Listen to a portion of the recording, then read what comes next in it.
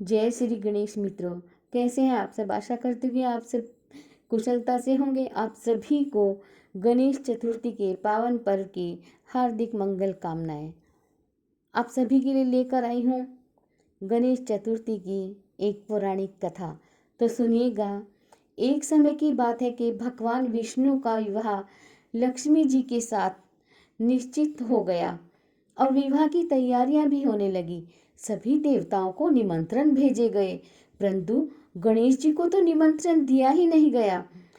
कारण जो भी रहा हो, अब भगवान विष्णु की बारात जाने का समय आ गया और किसी को याद तक नहीं आया कि भगवान श्री गणेश जी को तो निमंत्रण दिया ही नहीं। सभी देवता अपने अपनी पत्नियों के साथ विवाह समारोह में आए। उन सब ने देखा कि गणेश जी कहीं दिखाई नहीं दे रहे। तब वे सब आपस में चर्चा करने लगे कि क्या गणेश जी को न्योता नहीं दिया, ये स्वयं गणेश जी आए ही नहीं। सभी को इस बात पर आश्चर्य होने लगा। तभी सभी ने विचार किया कि विष्णु भगवान से ही जाकर इसका कारण पूछा जाए। विष्णु भगवान से पूछने पर उन्होंने कहा कि हमने गणेश जी के पिता भोलेनाथ जी को तो न्योता भेज ही दिया। यदि गणेश जी अपने पिता के साथ आना चाहते हैं तो आ जाते, अलग से न्योता देने की तो कोई आवश्यकता भी नहीं थी।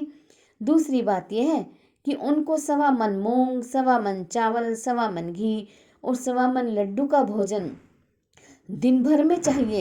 यदि गणेश जी नहीं आएंगे तो कोई बात नहीं, दूसरे के घर जाकर इतना सारा खाना पीना अच्छा भी नहीं लगता।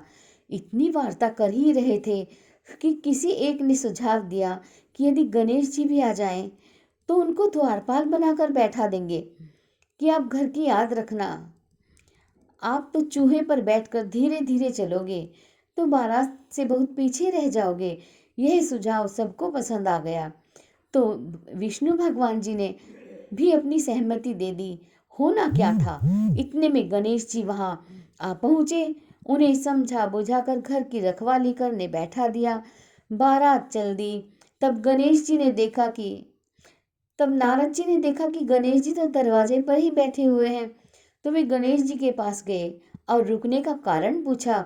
गणेश जी कहने लगे, विष्णु भगवान ने मेरा बहुत अपमान किया है। नारद जी ने कहा, आप अपनी मूसक सेना को आगे भेज दें तो वह रास्ता खोद देगी, जिसके कारण वाहन धरती में फंस जाएगा। तब आपको सम्मान पूर्वक बुलाना पड़ेगा। अब तो गणेश जी ने अपनी मूसक सेना जल्दी से आगे भेज दी और सेना ने जमीन पोली कर दी। जब बारात वहां से निकली तो रथों के पहिए धरती में धंस गए। लाख कोशिशों के बाद भी वे पहिए धरती से नहीं निकले। सभी ने अपने अपने उपाय किए, परंतु पहिए तो नहीं निकले, बल्कि जगह जगह से टूट गए।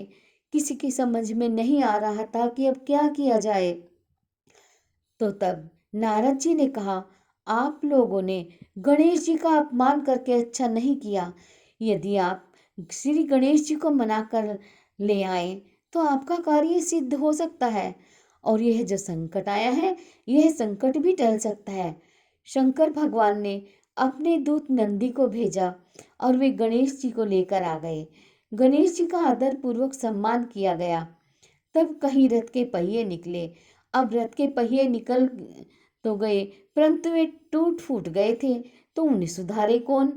पास के खेत में खेती का काम कर रहा था, उसे बुलाया।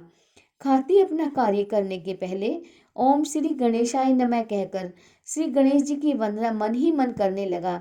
देखते ही देखते खाती ने सभी पहियों को ठीक कर दिया। तब खाती कहने लगा कि हे देवताओं, आपने सर्वप्रथम गणेश जी को नहीं मनाया होगा और न ही उनकी पूजन की होगी, इसीलिए तो आपके साथ यह संकट आया। हम तो मूर्ख हैं, अज्ञानी हैं, फिर भी पहले गणेश जी को ही पूजते हैं, उन्हीं का स्मरण करते हैं, उन्हीं की पूजा करते हैं, उनका ध्यान करते हैं। आप लोग तो फिर भी देवता गण हैं, फिर भी आप गणेश जी को कैसे भूल गए। अब आप लोग भगवान श्री गणेश जी की जय जयकार बोलकर जाएं तो आपके सब कार्य सिद्ध हो जाएंगे, कोई भी संकट नहीं आएगा।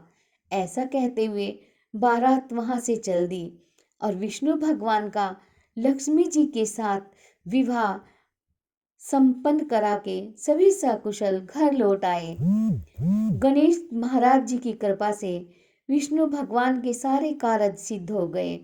हे गणेश जी महाराज, आपने विष्णु भगवान के कार्य जैसे सिद्ध किए हैं, ऐसे ही सबके कार्य सिद्ध करियो। बोलो श्री गजानन महाराज की जय।